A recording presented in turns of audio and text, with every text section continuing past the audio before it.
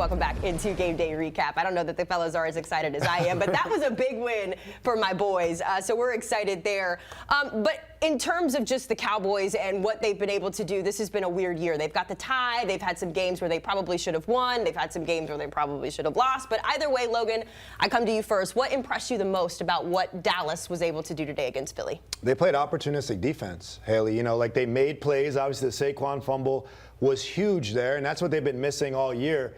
But this is the second time that I've seen Dallas almost outperform Philly. I mean, I think of the first game of the year, right? And it looked like it was a couple CeeDee Lamb drops away from them winning that one. So if Philly is the cream of the crop or one of the best teams in the NFC, and Dallas is the 10th seed at the moment, they're not that far apart.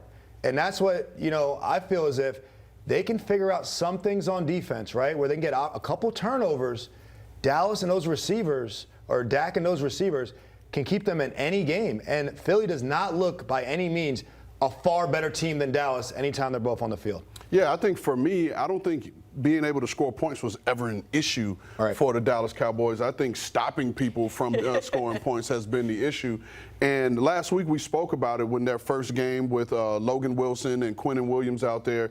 I felt like there was going to be a pre-trade defensive group that they had and the post-trade defensive group. And I will be interested to see by the end of the regular season where they rank statistically pre-trade and post-trade, because I think now you have opportunistic playmakers out there and you're starting to get your other guys healthy on that defense, and they're going to come up and make some plays for them like they did today. Well, 6 new guys that weren't there. I mean, you talk about Hooker coming back, Overshawn coming back, you had Wilson, you had Williams. I mean, Carson's back, Ravel's playing in the corner. You have guys that weren't there. You need bodies. They didn't have any bodies, and now those guys are getting back, and you're starting to see the plays being made and the confidence growing. They're still not great in the secondary yet, but because there's a lot of young guys back there, but they're getting better, and that's the most important thing, because we know they're going to score points, by the way. They're going to score a lot of points.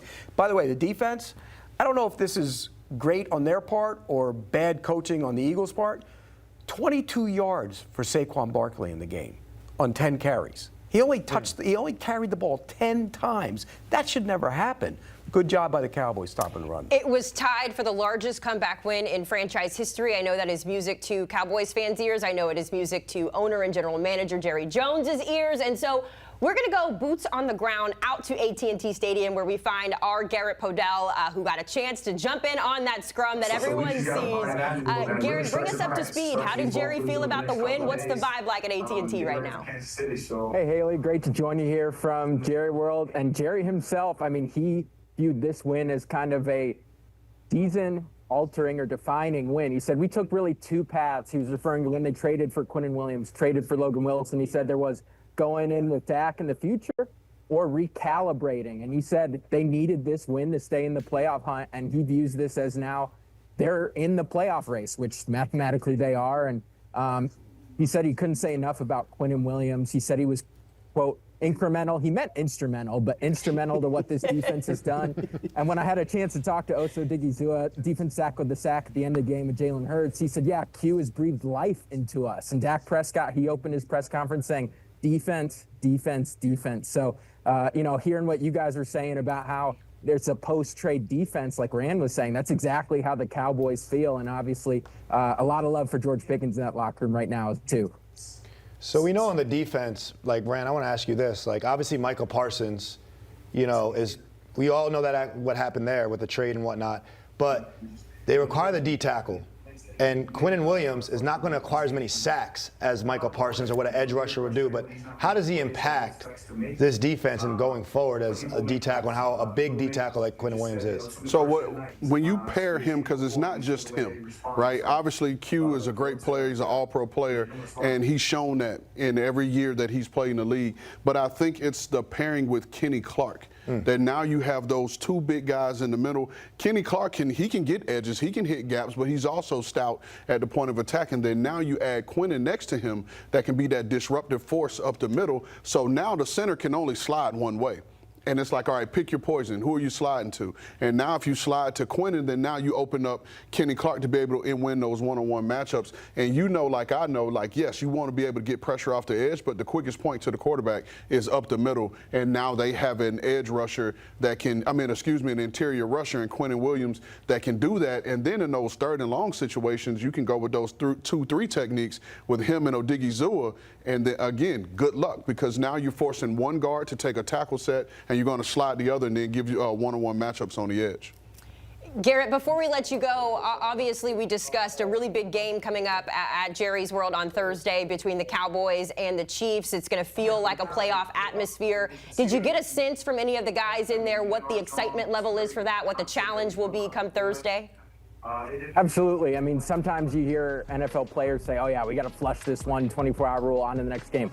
George Pickens said, no, we need to build on this momentum. We need to use this and take this into Thursday against the Kansas City Chiefs. And why not? I mean, the Chiefs are a team that just fought for their season in overtime. They came back and they did win, like the Cowboys. And the Cowboys, they're excited to go out and play. And you asked George Pickens, what's it like being out there and making these big catches? And he said, I expect to make these catches. And he said he could hear the roar each and every time he caught the ball. And I believe when he caught the slant to get the Cowboys down in a field goal range to get Brandon Aubrey's 42-yarder set up, I mean, this place was going absolutely bananas. And I think that's an environment that if any team's coming in, it's going to be a tough place to play. And Dak has ultimate trust in both Pickens and CeeDee Lamb. Well, Garrett, I trust that you're going to enjoy the spread up there in the press box on Thanksgiving. Nothing better than that prime rib and the mac and cheese. We appreciate the time joining us here on Game Day Recap. Fellas, before we move on, I do want to turn the page and talk Eagles for a moment. Logan, you kind of mentioned that this hasn't really been very pretty over the last couple of weeks.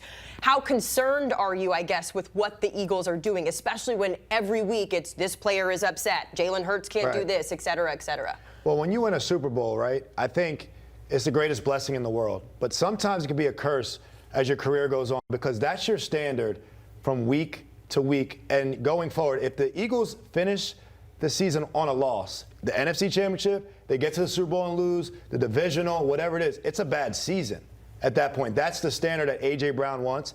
And the sad thing is they really haven't had it all clicking at all. We talked about Saquon, 22 yards today, right? He has not been getting going. He's not had the season he had last year.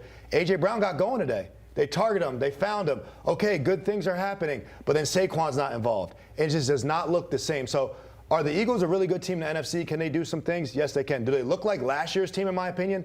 They do not. And when you want to repeat as a Super Bowl champion, you got to be better than last year's version of yourself, because everyone is game planning for last year's version of yourself. So I haven't seen it consistently. It's going to be a tough way for the Eagles to finish this year. And if it doesn't end right, there's going to be a lot of rumors and a lot of all types of stuff going on in the offseason. Yeah, and to your point, Logan, there's only one happy team at the end of the year anyway. No matter how far you go, it's only one team that's going to hold up the trophy, and that will be the happiest team in the league. But the one thing I want to say about this Philadelphia Eagles offense, there's only one football. Right? There's only one football. And when you talk about being able to win football games, I think they have the weapons to win any way possible, but it requires them to play like a team. And you know, Logan, these defensive coaches are smart, and they force you to do things that you're uncomfortable with. And so what this Philadelphia Eagles team has to focus on is, what is it going to take for us to win this week?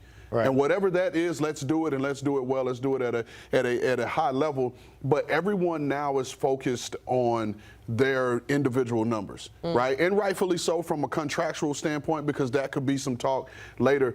But you talked about the standard of once you've won a Super Bowl, the standard what it becomes.